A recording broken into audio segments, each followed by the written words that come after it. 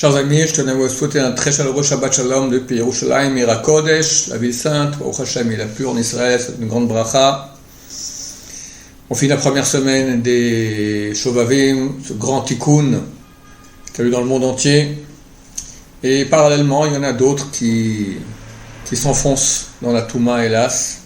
Dans notre paracha, on lit donc l'esclavage de Bnei Israël en Égypte, et on voit, Chazal nous dit qu'en Égypte, Bnei Israël ne sont pas mêlés aux Égyptiens. Ils ont gardé le nom des Juifs, des Hébreux, la langue des Hébreux, les habits des Hébreux, ce qui a fait qu'ils ont réussi à résister à l'assimilation, et ils ont pu sortir tous, Baruch Hashem, ceux qui méritaient en tout cas, ont pu sortir d'Égypte pour recevoir la Torah.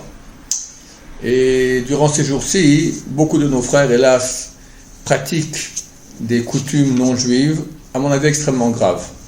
On ne peut pas interdire quelqu'un le 25 décembre de manger une bûche ou de faire une fête, d'accord ?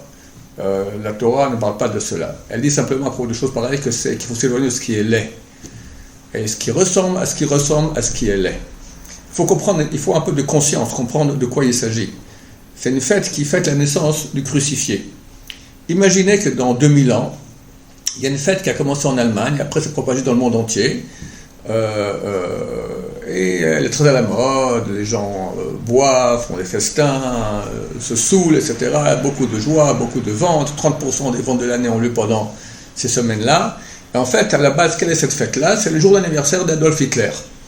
Je comprends que ce que je dis choque beaucoup, mais voilà. Il n'y a aucune différence. Il faut comprendre qu'au niveau réel des choses, il n'y a aucune différence entre la date de fêter la date anniversaire de Adolf Hitler.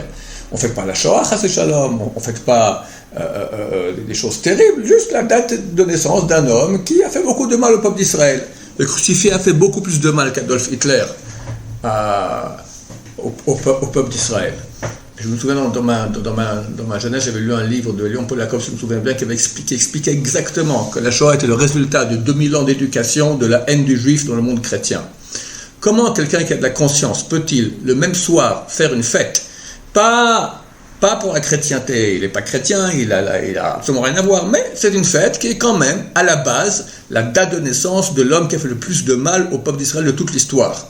C'est complètement inconscient. Alors, Hachem, on va se renforcer.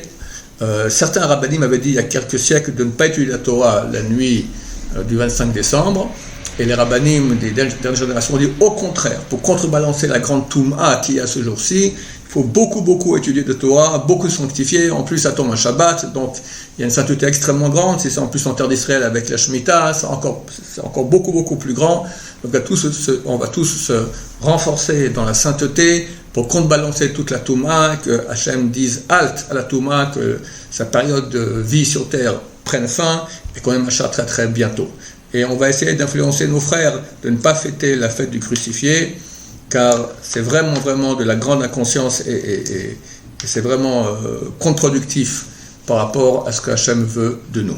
C'est vraiment le moins qu'on puisse dire. Je vous rappelle que pour diffuser la Torah, on a besoin aussi du nerf de la guerre, c'est une aide financière. Nous sommes la dernière semaine avant le 31 décembre. Je vous rappelle que nous sommes une campagne de dédicace. Vous pouvez dédicacer un jour d'études à la Yeshiva, un jour de tout ce que nous diffusons sur tous nos supports Internet, un élève pour un mois, un élève pour un jour, plusieurs dédicaces. C'est clair que ça nous aide beaucoup à diffuser la Torah, à faire beaucoup plus de tchouva dans le monde francophone, dans des dizaines de pays, Baruch Hashem. Bien sûr, tous les dons sont sécurisés, pour un reçu CERFA jusqu'à 66% de remise des impôts, en Israël c'est 46, donc n'hésitez pas, cette dernière semaine, ça nous aide à diffuser la Torah et vous devez associer à une grande œuvre de Tchouva et de Torah, Bezrat Hashem. Il ne me reste plus que vous souhaiter un très chaleureux Shabbat Shalom, plein de joie, plein de sainteté, plein de paix dans vos maisons. Shabbat Shalom, on vous roi.